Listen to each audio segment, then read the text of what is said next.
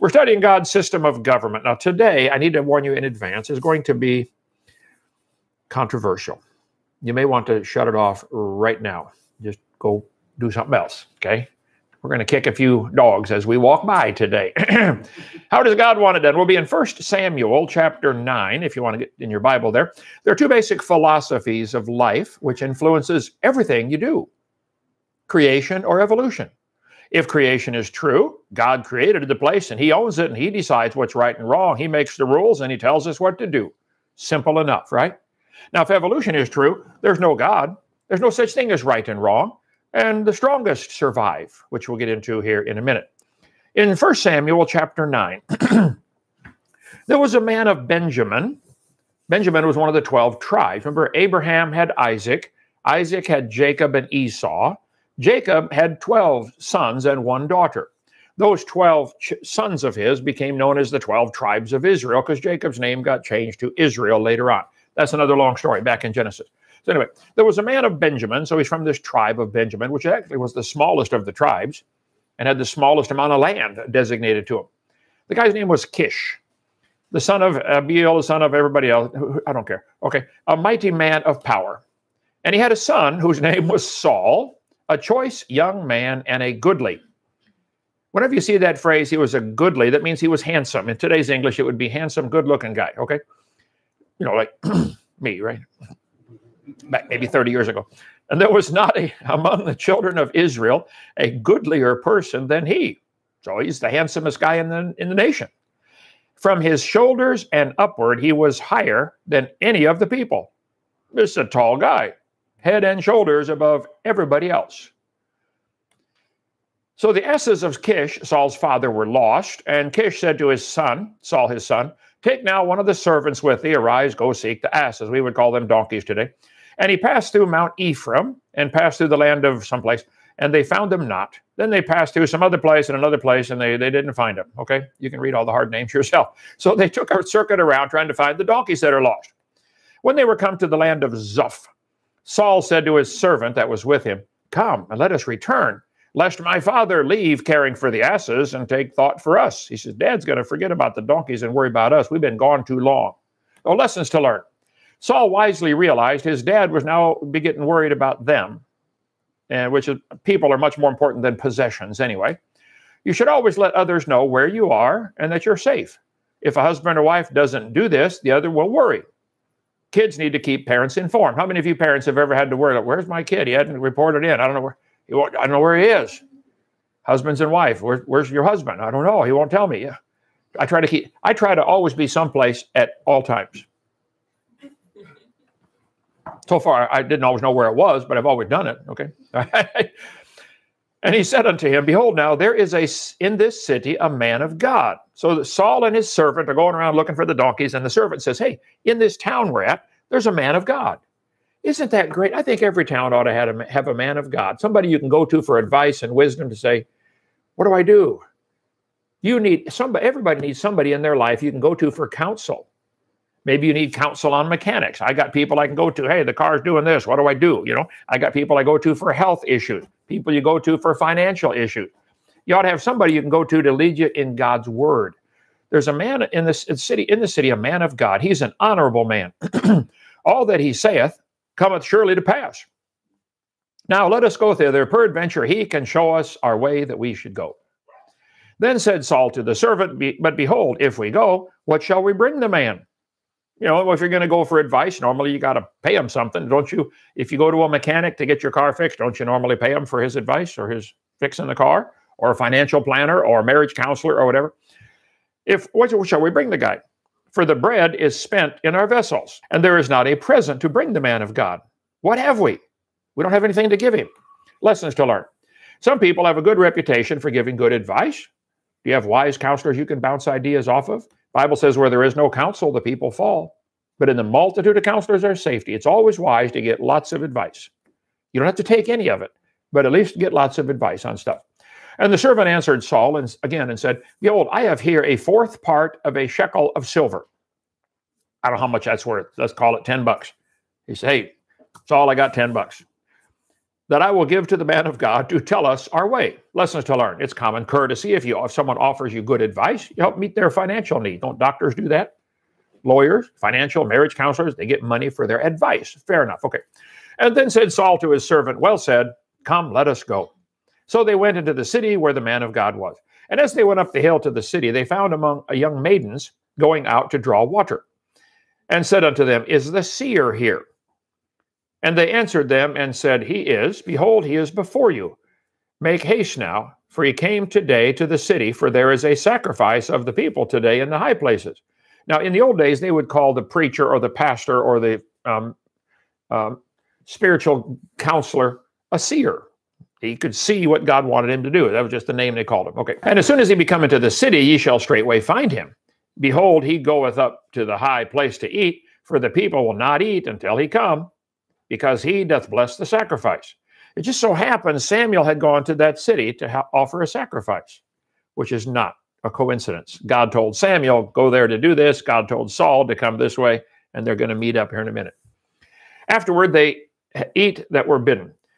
Now, therefore, get you up, for about this time ye shall find him. So the girls are telling this Saul and his servant, hey, he's going up there to have the sacrifice. And they went up into the city, and when they were come to the city, behold, Samuel came out against them for to go up to the high place. Now the Lord had told Samuel in his ear a day before Saul came, saying, tomorrow about this time I will send thee a man out of the land of Benjamin, and thou shalt anoint him to be captain over my people Israel, that he may save my people out of the hand of the Philistines, for I have looked upon my people, because their cry is come unto me.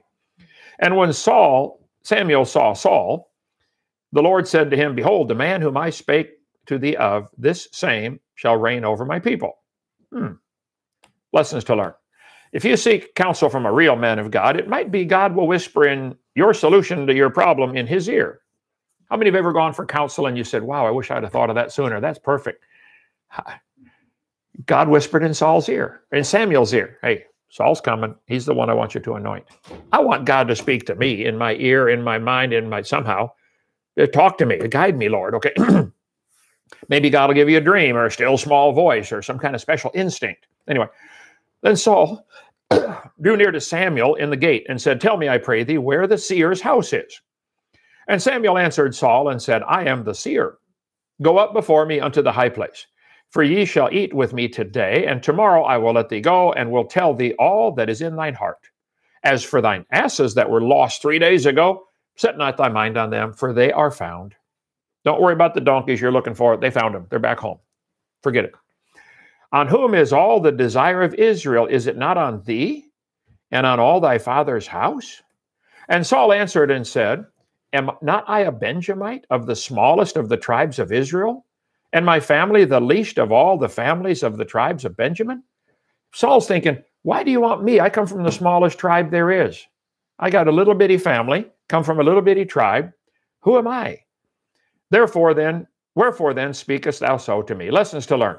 Saul did not, at this time in life, have an exalted image of himself or his importance. How many of you have ever known somebody, they were a nice person until something happened and they get this big exalted image of themselves? Maybe you work at a factory and all of a sudden they anoint one guy to be the foreman and it just goes to their head. You know what I'm talking about? Okay. Like, I'm the foreman now. Okay. Romans chapter 12.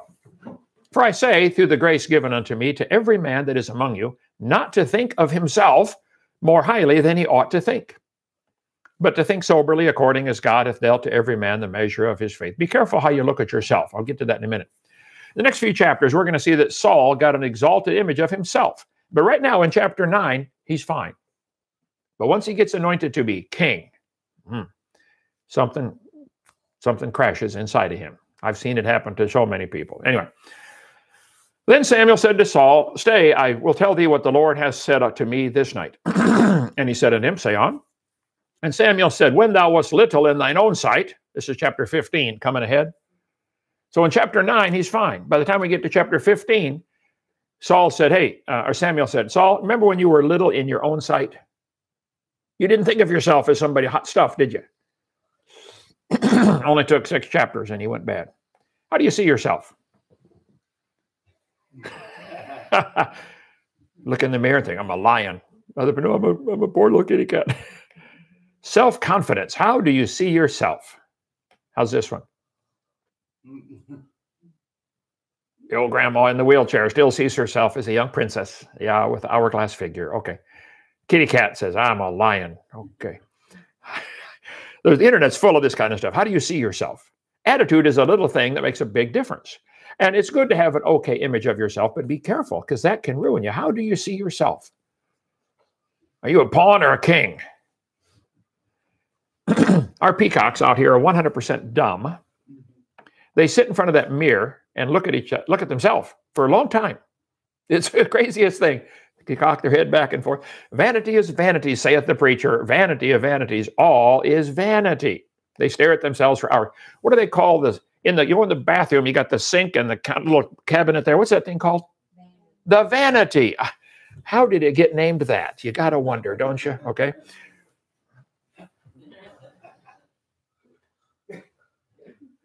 Come on now. How many know what this is supposed to represent? You think, yeah, I still see myself 20 years ago. Okay, well, for unto whom much is given of him shall much be required. If God gave you a lot, you better look in the mirror and say, wow, God, I'm not living up to what I should be doing. Ooh. We must all appear before the judgment seat of Christ, that every one may receive the things done in his body according to that he hath done, whether it be good or bad. What are you doing with what God has given you? It was interesting. Darwin wrote a book about how one race is superior to the rest because of evolution. Darwin's teachings of racial superiority to evolution motivated Adolf Hitler to try to eliminate the inferior races. He said, well, if one race is superior, we know who that is. It's the Germans. Let's go kill everybody else and speed up the evolution process. That's what he was doing, folks. In wartime, each side usually sees themselves as being right. How many have ever had an argument with somebody and you just knew you were right and they were wrong? You ever had one of them arguments? Okay. They both see themselves. After fighting fiercely for 4 years and losing 5 million lives, the Germans were forced to unconditional surrender. Even then, they were a proud people and put on a good show. They didn't really get the message. You beat us in the war, but we're still better. Japanese race propaganda. 1943, this book was written. Why did the Japanese do what they did? Well, they saw themselves as superior. The Japanese did studies and published books to the Japanese people about how the Japanese are superior because they have less body hair. The apes are hairy, humans are not. So the hairier you are, Will, the closer to ape you are. Is that the way it goes? After fighting fiercely for 4 years and losing 3 million lives, the Japanese were forced to surrender, unconditional. Even then, they were a proud people and put on a good show. Evolution is the foundation philosophy for racism. I cover this on video number 5 of my series, and when they came and arrested me in Pensacola with a SWAT team, they said, get every DVD number 5 you can find. They went and searched the whole place. Yep. Is that what you heard they say? Somebody else heard them say that. Really? They had me in handcuffs, yeah. Somebody else said, you know, they came in here to get DVD number 5, The Dangers of Evolution. They did not get the master. We still make it. Anyway, here's Darwin's book, Origin of Species. The title to the book. His book came out 1859. Now think about that date for a minute. The theory of evolution came long before that. This book only attempted to justify the racism that already existed. They divided things up by species and kind and different races. Where does races come in? They may be classed as different species by modern science, but they're the same kind of animal called a monkey, right? Here's Darwin's book, Heath Biology, sitting right here on the shelf. In a book titled On the Origin of Species by Means of Natural Selection, Darwin's book is considered one of the greatest works in biology. Wow, you folks are desperate if you think that's a good book on biology. I happen to have the real book, 4 or 5 copies of it here. The Origin of Species by Means of Natural Selection, or the Preservation of Favored Races in the Struggle for Life. That's the title to the book. Favored races? Darwin, what's this favored races stuff? Favored races. Darwin thought natives were just advanced animals, so it's okay to kill them. We battle to put out fires of racism, yet we fail to see their fundamental cause. What is causing the racism, like with the KKK? What is causing that? We mourn the precious lives taken in abortion clinics, yet fail to see the reasoning behind it. Why are they murdering the babies? How many now, Yulia, you keep up with this, how many have been killed in America, babies, do you know? 28 million? It's over 1 billion worldwide. Billion worldwide. Hitler only killed 6 million. We cry as American servicemen come home in flag-draped coffins, yet fail to understand the thought process of the madmen against whom they were sent to fight. What are these people out there you're supposed to shoot? What are they thinking? Are they thinking they're a superior race and it's their duty to kill you because you're just a bug, we got to step on you? At some future period, Darwin said, in the second book that he wrote, not very distant as measured by centuries, the civilized races of man will almost certainly exterminate and replace the savage races. Well, now, Charlie, who exactly is the civilized race here? He said in his book, from the war of nature, from famine and death, the most exalted object we're capable of conceiving, the production of higher animals directly follows. Oh, so we have a war and we kill off the inferiors and it works out great. This is the philosophy of Darwin, okay? In 1859, when Darwin's book came out, we had racism here in Alabama, didn't we? They bought and sold Negroes like they were cattle. They had, they split the family up. I'll take the dad, I'll take the kid over here. The standard of intelligence of the average adult Negro is similar to that of the 11-year-old youth of the species Homo sapien. Henry Fairfield Osborn, the American Museum of Natural History, the curator said that. Oh, yeah.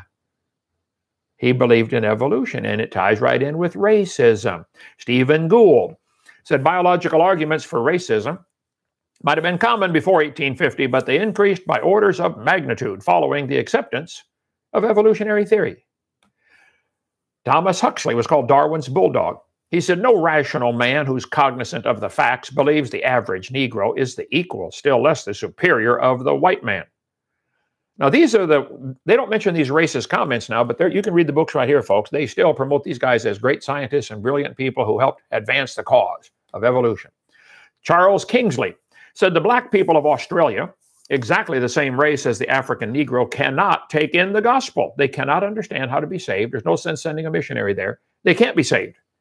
All attempts to bring them to a knowledge of the true God have as yet failed utterly. Poor brutes in human shape, they must perish off the face of the earth like brute beasts. Kingsley was an Anglican priest who promoted Darwin's book. In 1860, Kingsley wrote a letter to his wife after visiting Ireland, where the potato famine has just killed 1 million people in a country of 8 million. He said, I am haunted by the human chimpanzees I saw along that 100 miles of horrible country. To see white chimpanzees is dreadful. If they were black ones, would not feel it so much. But their skins, except where tanned by exposure, are as white as ours. He couldn't understand how the Irish people died from the potato famine. He said, well, they're just human chimpanzees. Now, if you have that philosophy in the back of your head, that's going to motivate a lot of how you think, how you act. It's a philosophy. The Mormon Church, official doctrine of the Mormon Church in 1966 by the Apostle McConkie, he said, Negroes in this life are denied the priesthood. Why can't a black man become a priest in the Mormon Church? Under no circumstances can they hold this delegation of authority from the Almighty. The gospel message of salvation is not carried affirmatively to them. In other words, they can't get saved. Negroes are not equal with other races where the receipt of certain spiritual blessings are concerned, particularly the priesthood and the temple blessings that flow therefrom. But this inequality is not of man's origin. It is the Lord's doing. Is based on his eternal laws of justice and grows out of the lack of spiritual valiance of those concerned in their first estate. What? I had some Mormon missionaries lived a few blocks from me when I lived in California. I used to go talk to them all the time, and I'd try to win them to the Lord. They believe before you're born on, the human couple on earth produces the physical body. But God up in heaven has thousands and thousands of wives, and he has normal sexual relations with those thousands of wives and produces the spirit babies. And if it's a good spirit baby up in heaven, it comes down and gets a white-skinned body. If it's a bad spirit baby, it gets a black-skinned body. That's Mormon doctrine. So if someone's born with black skin, oh, they must have been a bad spirit baby up in heaven. I was asking the Mormon missionaries about this. They said, yeah, that's what we believe. So if it's a good spirit baby, it gets a white-skinned body. If it's a bad spirit baby, it gets a black-skinned body. I said, guys, do you realize there are 2 babies born every second? Every second. And your God is up in heaven supplying a spirit baby in the same manner the human couple is supplying the body. To a second, 24/7, never quits, rounds it up. When does he get time to answer your prayers or take a bite to eat or do anything else? However, in a broad general sense, caste systems have their root and origin in the gospel itself. When they operate according to the divine decree, the resultant relationships and segregation are right and proper. To illustrate, Cain, Ham, and the whole Negro race have been cursed with a black skin, the mark of Cain. So the children of Adam should not intermarry with them, okay? If there's 1 drop of Negro blood in my children, as I have read to you, they receive the curse. This is Mormon doctrine. Brigham Young, or should it be Brigham Young? Shall I tell you the law of God in regard to the African race? If the white man who belongs to the chosen seed mixes his blood with the seed of Cain, the penalty under the law of God is death on the spot. This will always be so. Got a good books on the website, UTLM, UtahLighthouseMission.org. Have lots of good stuff on Mormonism. But you know, in America, it was the same thing. HMS Brooke was allowed to by law to carry 454 slaves.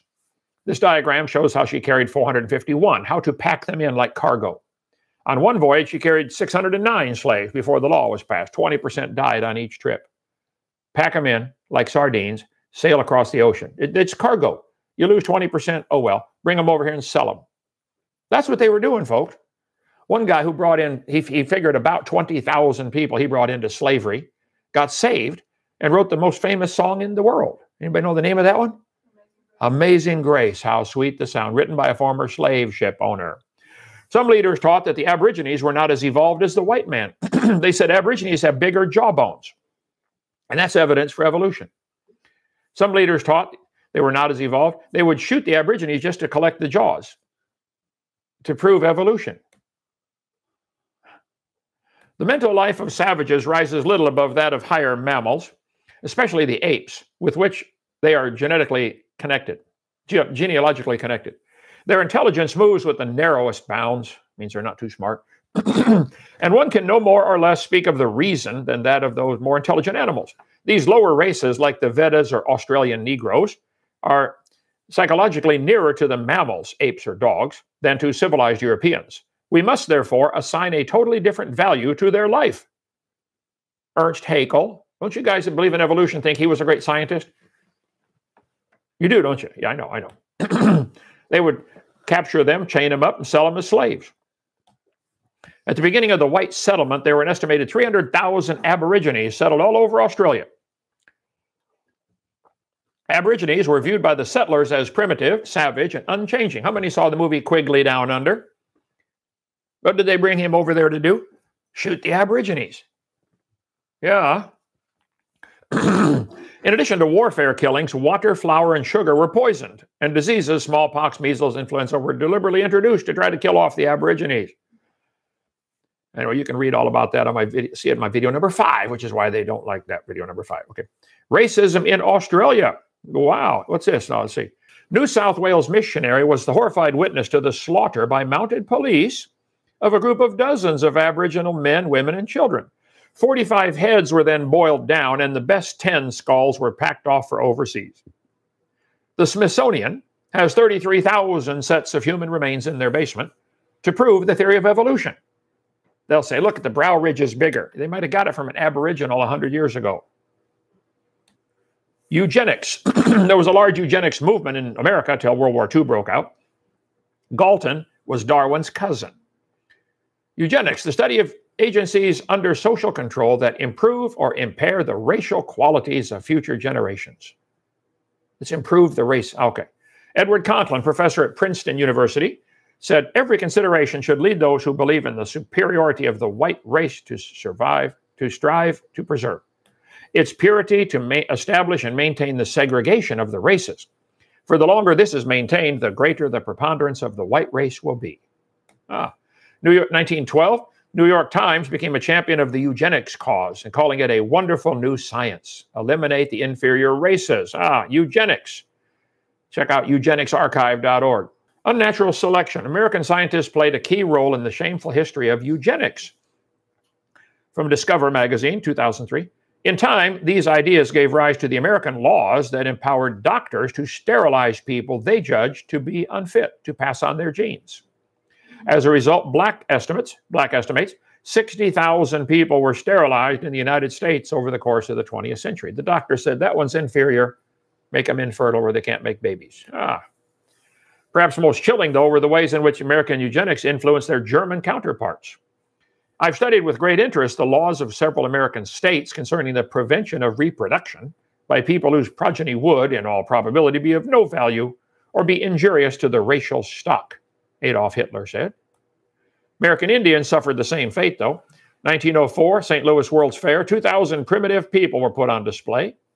The purpose of the display was to demonstrate the superiority of the white Americans because they had evolved further than the Indians, the dark-skinned Indians. Oda Benga was a pygmy from Africa, was brought over, put on display with the chimpanzees. There he is holding a chimpanzee, Oda Benga. He went insane and killed himself later. Madison Grant, prominent American lawyer, became a staunch supporter of the eugenics movement. Grant founded a founding member of Galton Society, a member of International Committee of Eugenics. In 1916, Grant wrote his famous work, The Passing of the Great Race. He classified humans into distinct racial groups, and he then ranked in terms of evolutionary development. Not just a coincidence, Teddy Roosevelt was president during a few of those influential years. Roosevelt and Grant were close friends and big game hunters, partners. Roosevelt hated Native Americans and openly stated his beliefs that they were not human, only animals. I don't go so far as to think that only good Indians are dead Indians, but I believe that 9 out of 10 are, and I shouldn't like to inquire too closely about the case of the 10th. This is our president. I wish very much the wrong people could be prevented from breeding. The statement was made not by a Nazi in the 1930s, but in 1913 by American patriot Theodore Roosevelt. He thought the immigrants from Europe, Scotland, Ireland, and the Orient were a threat to American society. In 1871, Congress scrapped all the treaties with the Indians and moved them to the reservations. We got an Indian chief, lives right up the road here, a couple of miles.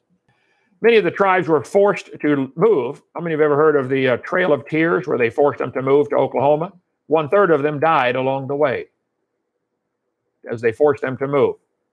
1838, Cherokees were forced to leave their homes from Ross's Landing, and they renamed it Chattanooga so people wouldn't remember what happened. Moved the Indians out. We had racism here. You got colored waiting room. This is where the colored get to drink water. White people don't touch that. There's a white drinking fountain and a colored drinking fountain. KKK still believes this today. And if you're a Christian and you belong to that, shame on you. Get out of that evil organization. Okay, get a brain. They would lynch people. Bible says, have we not all one Father? Hath not one God? I told you to shut this off when I started, didn't I? You're not going to want this, okay? Hath not one God created us? Why do we deal treacherously every man against his brother? And hath made of one blood all nations of men to dwell on the earth. You think you're superior because of your skin color? You're a moron, okay? Darwin thought women were inferior. He said a married man is a poor slave worse than a Negro. Let's refrain from comment, okay? Will, did you want to say something or you want to keep quiet? Okay. The chief distinction of the intellectual powers of the two sexes is shown by man's attaining to a higher eminence in whatever he takes up than can woman, whether requiring deep thought, reason, or imagination, or merely the use of the senses. The average of mental power in man must be above that of women, Charles Darwin said. Okay, you guys that promote Darwin in the schools, you're going to mention that quote? Man has become ultimately superior to women, voice, poetry, strength, etc. Charles Darwin again. Wow. Darwin believed in inbreeding. He married his first cousin, basically. He had 10 children. Mary died shortly after birth. Anne died at age 10. Robert was born retarded, died at 19 months. Henrietta had a serious breakdown at 15. 3 of his other 6 sons were ill so often, Charles regarded them as semi-invalids. Didn't work too good marrying your first cousin, did it, Charlie? It's racism. Every good tree bringeth forth good fruit.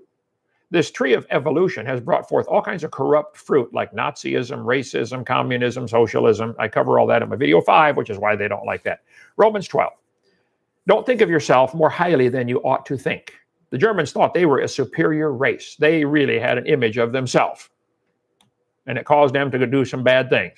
The German Führer consistently sought to make the practice of Germany conform to the theory of evolution, Arthur Keith said. German philosopher said, if Hitler believed in anything at all, then it was the laws of evolution, which justified and sanctified his actions and especially his cruelties. Wow. Hitler's book, Mein Kampf, is full of his racist philosophy. He was captivated by evolutionary thinking, probably from the time he was a boy. Evolutionary ideas lie at the basis of all that is worst in Mein Kampf and his public speeches. There's a book called While 6 Million Died. I can only hope and expect the other world has such sympathy for these criminals, will at least be, he was talking about the Jews, will at least be generous enough to convert this sympathy to practical aid. We, on our part, are ready to put all these criminals at the disposal of the countries, for all I care, on luxury ships. Hitler said, you want these Jews? We'll send them to you. Well, nobody wanted them, so Hitler killed them. This is in America, 1939. Roosevelt refused to take him. No more does nature desire the mating of a weaker with stronger individuals, even less does she desire the blending of a higher with a lower race. Adolf, who's a higher race? The mingling of Aryan blood with lower people? Hitler, well, this is the list he was going on. He thought the Nordic, the blonde-haired, blue-eyed, were close to pure Aryan. Did you get that? Blonde hair. Blue-eyed. Norwegian. Vård står det till idag. Yeah, sure. Hey there, fella. You betcha. Okay. He thought the Germans were predominantly Aryan. The Mediterraneans are slightly Aryan. The Slavic, half Aryan. Oriental, slightly ape. Black African, mostly ape. Jew, close to pure ape. Hitler was just simply following his philosophy. See, what you believe determines how you behave. It goes into government too, by the way. 1936, Jesse Owens, the American athlete, won the most gold medals in Germany. He said, I wasn't invited to shake hands with Hitler, but I wasn't invited to shake hands with the president either. Well, 1936, German Supreme Court refused to recognize Jews living in Germany as persons in the legal sense. You don't have any rights. You're not actually a person. 1973, the U.S. Supreme Court declared the word person does not include the unborn. Not much different from what Hitler did, is it? Oh, you're Jew, you're not a person. Oh, you're not born yet? We can go ahead and kill you. This is the logic, folks. Roe v. Wade, this is the Supreme Court decision.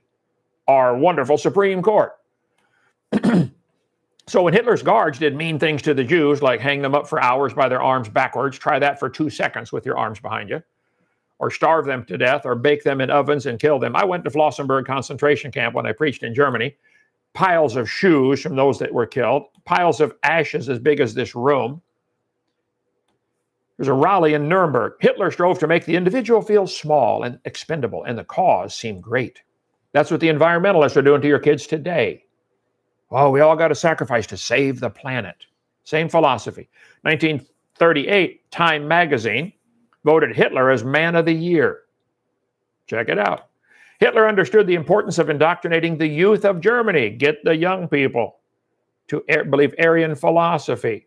And the Aryan stuff is still going on today, okay? Man told authorities he chose a plastic surgeon from the phone book and killed him because they, the hairdressers and people who make blue-tinted contact lenses, are diluting the Aryan beauty. You killed the guy just because he's giving people blue contact lenses?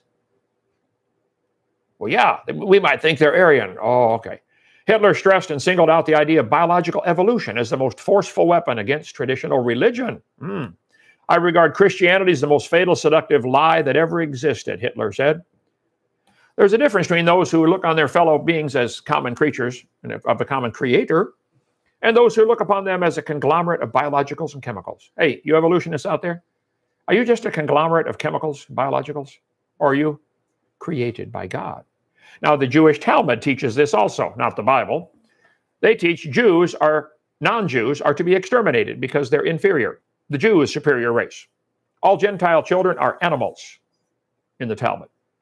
Even the best of the Gentiles should all be killed. In Rwanda, how many of you have ever heard of Rwanda back in 1994? Some of you folks remember? Throughout most of Rwanda's history, two major tribal groups existed, the Hutus and the Tutsis. Two different tribal groups in Rwanda. The distinction between the two was primarily economic. One tribe was richer than the other. The Tutsis were wealthier, usually those that possessed 10 head of cattle or more. Tension between these two groups is nothing new. The animosity between them grew substantially after the colonization by the Germans and Belgians. Belgian Congo. And Germany went in there and colonized. Okay. They came in there and said, wow, they got two different tribes here. One of you is superior. When the Belgian colonists arrived, they saw two groups as distinct entities, but in different ways. They gave them classification papers. Oh, which are you, Tutsi or Hutu? Classification was not only based on wealth, but their physical characteristics. The taller, lighter-skinned Rwanda were considered Tutsi, while those that were shorter and dark-skinned were classified as Hutu. The Belgians considered the Tutsi superior to the Hutu because they had lighter skin. They were more advanced by evolutionary standards. This is why I say evolution is the most dangerous religion in the history of the world, folks. It's not just stupid to think you're related to a mosquito. It's dangerous. Dangerous. I don't get wound up much this often, but brother, this winds me up. Not surprisingly, the Tutsis welcomed the idea, and for the next 20 years, they enjoyed their better jobs and educational opportunities. Resentment among the Hutus gradually built up, culminating in a series of riots in 1959. More than 20,000 Tutsis were killed, and many more fled to the neighboring countries. Okay. When Belgium relinquished power and granted Rwanda independence in 1962, the Hutus took their place. The Tutsis were portrayed as scapegoats for every crisis after that. Triggered by the death of the Rwanda president, who was killed in a plane explosion, the Hutu militia unleashed their hatred of the Tutsis. April 6, 1994, for the next 100 days, 800,000 Tutsis were killed by Hutu militia using clubs and machetes. That's what happened in Rwanda because of racism, because the Germans and Belgians went in there and taught them a stupid theory of evolution. Killed 800,000 people. Yeah, study your history, or we're doomed to repeat it. Let them starve to death on the table. Collect their skulls. One survivor described how the Hutus would stop you to look at your fingers, your nose, and ears to see if you were Tutsi. In July, the Tutsi rebels were able to capture Rwanda's capital and put an end to the slaughter. Hotel Rwanda. See the movie or read the book or write about that. Now, the Japanese had the same problem. They were taught they had evolved further and were superior. Darwin's book was put into Japanese, I think 2 years after Darwin wrote it, translated to Japanese. Japanese scientists produced studies decrying the apish physical features of other races. Hairy, long arms. Yeah, okay. They noted highly evolved characteristics of the Japanese, which included milder body odor and less hair. The surprise attack on Pearl Harbor had many causes, but one major underlying factor is the theory of evolution. That's why they did the Bataan Death March, because they thought American and British prisoners were inferior species. Hey, if they die on the way, too bad. They treated American prisoners and British prisoners horribly because they thought they were an inferior species. Bible says they became vain in their imagination. Only by pride cometh contention. If there's a fight or an argument, it's because of pride. That's the only thing that causes fights. Pride. In a marriage dispute, both sides see themselves as right, and they see the other as being wrong. Don't they? Marriage disputes often necessary to get a neutral third party to mediate a solution. Leviticus 26. If you despise my statutes or you abhor my judgments, so that you will not do my commandments, I will appoint over you terror, consumption, and burning ague that shall consume your eyes. Look, you better find out what does God's word say and do it. God said, I will set my face against you, and ye shall be slain before your enemies. Ye shall flee when none pursueth you. Live your life scared, terrorized. Oh, okay. I will break the pride of your power. I will make your heaven as iron and your earth as brass. Heaven is iron. I'm not going to listen to your prayers, and everything you do on earth is going to fall apart. You can plant stuff, but it ain't going to grow. You can work hard and get nothing from it. Your strength shall be spent in vain. Why? They weren't following God's rules. God said, this is what I'm going to do to you. Your land shall not yield her increase. The fear of the Lord is to hate evil, pride and arrogancy and the evil way, and the froward means stubborn. Mouth do I hate. Pride goeth before destruction, and a haughty spirit before a fall. Is he too proud or is she too proud to admit something or to submit? Pride is used quite a bit in the Bible. Jeremiah used the word 5 times or 6 times in his book. Read about Jeremiah and pride. Ezekiel talked about how pride causes so many problems. Daniel talked about it. Hosea, Obadiah, it's all through the minor prophets. Just Google the word pride in the Bible and study it for yourself. Zephaniah, Haggai, Zechariah. For the pride of Jordan is spoiled. Bible says in 1 Timothy 3, don't get a novice, a new Christian, to be the pastor of the church. He's talking about selecting a pastor. Lest being lifted up with pride, he fall into condemnation. See, this is what happened to Saul. Saul was anointed to be king, and it went to his head. I'm king. You get a young Christian to become in charge of the church. Oh, I'm the pastor. You just be careful, okay? Only by pride cometh contention. I got a letter last week that motivated some of this stuff. Bob and Sue were fighting and headed for divorce. They called and asked for help. Here's how it broke down and what I told them to do, okay? Sue inherited money when her dad died. Bible says, he that loveth silver shall not be satisfied with silver. So Sue had a bunch of money and wanted more. It'll never satisfy you, okay? And the rich ruleth over the poor, and the borrower is servant to the lender. Well, Bob wanted a new car. 1 John talks about that. So Sue loaned Bob the money to get it. She now feels like she's the master, since the borrower is servant to the lender. And till the marriage loan is repaid, she will not submit to her husband. Bible talks a lot about that. So how do you straighten out this mess? Straighten out any mess, you have to follow the light. That's how a tree does it. Thy word is a lamp to my feet, a light to my path. Follow the light and you'll straighten out the mess. One of the lessons we teach are on the real tour. How many saw the bent trees over there? Pretty cool. Jesus said, I'm the light of the world. Follow him.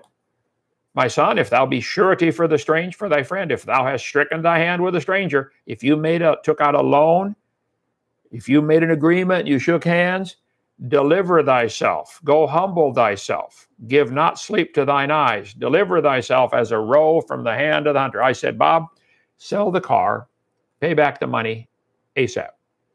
Sue, until then, follow the scriptures about how to be a godly wife. He owes you money for the car. Until he sells the car, you still got to be a godly wife. This argument is not going to go away. You want harmony and peace? You better both follow the light. What does the scripture say you should do? Whosoever shall humble himself as this little child is the greatest in the kingdom of heaven. Will it work? I don't know yet. Is he too proud to sell the car and pay the loan off? I don't know. We'll see. Is she too proud to submit until he does? I don't know. I'll let you know when I get more words from them. Okay. Anyway, at this point in Saul's life, he did not think of himself as being anything special. Saul answered and said, am I not a Benjamite, the smallest of the tribes? My family the least of all the families of the tribes? Why do you speak to me? So Saul said, Samuel, why are you talking to me like this? Then Samuel took Saul and his servant and brought them into the parlor and made them sit in the chiefest place among them that were bidden, which were about 30 people. Brought 30 persons. And Samuel said to the cook, bring the portion which I gave thee, of which I said unto thee, set it by thee. Bible says in Proverbs, put not forth thyself in the presence of the king. It's better that it be said unto thee, come up hither, than that thou shouldest be put lower. So when you're invited to a feast, don't go sit in the head table. It might not be for you. I went to churches all over the world, and they'd invite me someplace, and when I go into the place, go sit at the bottom of the table. Hey, Hovind, come on, you're the guest speaker. Come on up here. It's better that you be brought up than to be brought down. They said, Jesus said, they put forth a parable when he marked how they chose out the chief rooms. He said, when thou art bidden of any man to a wedding, sit not down in the highest room, lest a more honorable man than thou be bidden of him.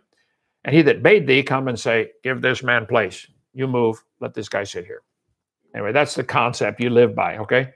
Don't just walk into a banquet and decide, I think I'll sit right there. No, that might be reserved for somebody else, okay?